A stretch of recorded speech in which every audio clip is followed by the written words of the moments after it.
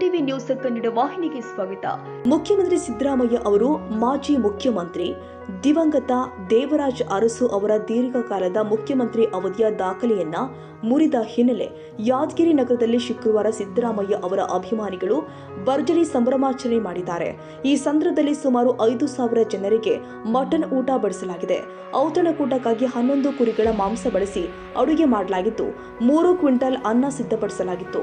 ನಗರದಲ್ಲಿ ನಡೆದ ಈ ಭೋಜನ ವ್ಯವಸ್ಥೆ ಜನಸಾಮಾನ್ಯರ ಗಮನ ಸೆಳೆಯಿತು. ಸಿದ್ದರಾಮಯ್ಯ ಅಭಿಮಾನಿಗಳೆಲ್ಲ ಸಂಬಂಧಿ ಸಿದ್ದರಾಮಯ್ಯ ದೇವರಾಜ ಅರಸಂದುಕ್ಕಿಂತ ಹೆಚ್ಚಿಗೆ ಅವಧಿ ಮಾಡಿಸಲಕ 11 ಬ್ಯಾಟಿ ಕೊಟ್ಟು ಪಾಡ್ ಊಟ ಕೊಡ್ಲಕತ್ತೀವಿ ಸರ್. ಎಲ್ಲ ಸಂಬಂಧಿ ಸರ್ ಅವರು 2 ಕ್ವಿಂಟಲ್ 20 ಕೆಜಿ ಆಗ ಸರ್. 3 ಕ್ವಿಂಟಲ್ ಅಕ್ಕಿ ಕೊಟ್ಟು ಎಲ್ಲ ಅನ್ನಗಿನ ಮಾಡಿ ಎಲ್ಲಾ ಮಂದಿಗೆ ಸರ್ವ ಸಮಾಜರಿಗೆ ಊಟ ಕೊಡ್ಲಕ್ಕ ಸಿದ್ಧತೆ ಮಾಡಿವಿ ಸರ್. ಇದು ಎಷ್ಟು ಸಾವಿರ ಅಂತಂದ್ರೆ ಇದು 3,500 ಸಾವಿರ ತನ 5,000 ಜನಕ್ಕೆ ಊಟ ಕೊಡ್ಲಕ್ಕೆ ರೆಡಿ ಆಗಿವಿ. ಇದು 5 ದಿನ ನಡೆದ ಸರ್. 5 ದಿನ ಮಾಡ್ಬೇಕಂತೇಳಿ ಇವತ್ತು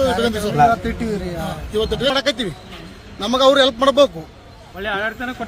ನಮಗ ಎಲ್ಲ ರೊಕ್ಕ ರೂಪಾಯಿ ಹೆಣ್ಮಕ್ಳಿಗೆ ಏನ್ ಮಾಡ್ಬೇಕು ಮಾಡ್ಯಾನ. ನಮಗ ಏನಾದಾವ್ ರೈತರಿಗೆ ಕರೆಂಟು ಆಗಲಿ ಏನೇ ಆಗಲಿ ಒಂದು ರೈತರು ಹೊರಗ ಸಾಮಾನು ನಮ್ಗೆ ವಸ್ತು ಮಾರಬೇಕಾದ್ರೆ ಅವ್ರಿಗೆ ಏನ್ ರೇಟ್ ಮಾಡ್ಬೇಕು ಏನ್ ಕತ್ತಿ ಅವ್ರು ಸಿದ್ದರಾಮಯ್ಯ ಮಾಡ್ಬೇಕು. ನಮಗ ಕರೆಂಟ್ ಒಂದು ತೊಂದರೆ ಅದ್ರಿ. ನಮ್ಗೆ 7 ತಾಸ ಅದ್ರಿ.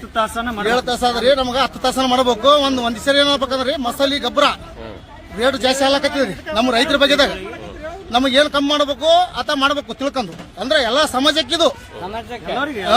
ಯಾಕಂದ್ರ ಎಲ್ಲ ರೈತರ ಬಗ್ಗೆದಾಗ ಬಂತಿದ್ದು ನಮಗ ರೈತರಿಗೆ ಅದು ಏನ್ ಮಾಡ್ಬೇಕು ಆತ ಮಾಡ್ಬೇಕ್ರಿ.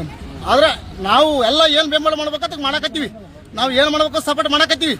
ಅದು ನಮ್ಮ ಸಮಾಜ ಅಂತಲ್ಲ, ನಾವು ಒಂದು ಅಭಿಮಾನಿಯಿಂದ ಮಾಡಕತ್ತೀವಿ. ಕಾರ್ಯಕ್ರಮದಲ್ಲಿ ಶಾಸಕ ಚಂದ್ರರೆಡ್ಡಿ ಪಾಟೀಲ ತುನ್ನೂರು, ರಾಜ್ಯ ಮದ್ಯಪಾನ ಸಂಯಮ ಮಂಡಳಿ ಅಧ್ಯಕ್ಷ ಶರಣಪ್ಪ ಸಲಾದಪುರ, ಯಾದಗಿರಿ ನಗರಾಭಿವೃದ್ಧಿ ಪ್ರಾಧಿಕಾರದ ಅಧ್ಯಕ್ಷ ಬಾಬುರಾವ್ ಕಾಡ್ಲರ್, ಮುಖಂಡರು ಆದ ಭೀಮಣ್ಣ ಮೇಟಿ, ಮಲ್ಲಣ್ಣ ಐಕೂರು, ನಿರಂಜನ್ ರೆಡ್ಡಿ ಪಾಟೀಲ, ಮಲ್ಲಿಕಾರ್ಜುನ ಗೋಸಿ ಸೇರಿ ಅನೇಕರು ಭಾಗವಹಿಸಿದ್ರು.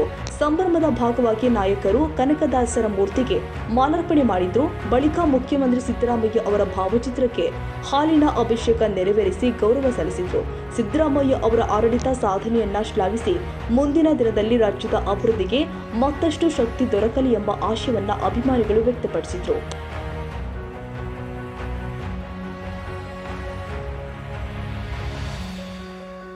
ತಾಜಾ ಸುದ್ದಿಗಾಗಿ ಎಂಟಿವಿ ನ್ಯೂಸ್ 24x7ಗೆ ಸಬ್ಸ್ಕ್ರೈಬ್ ಮಾಡಿ ಮತ್ತು ಬೆಲ್ ಐಕಾನ್ ಅನ್ನು ಒತ್ತಿ. ತಪ್ಪದೇ ಲಿಂಕ್ ಶೇರ್ ಮಾಡಿ.